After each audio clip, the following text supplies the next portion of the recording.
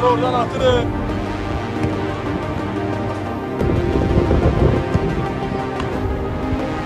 Etibar müəllim, xoş gördük.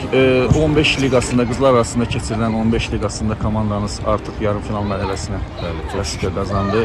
İstərdim ümumiyyətlə bu mərhələyə qədər komandanın vəziyyəti ilə bağlı, yəni keçdiyi yolla bir nəzər salaq.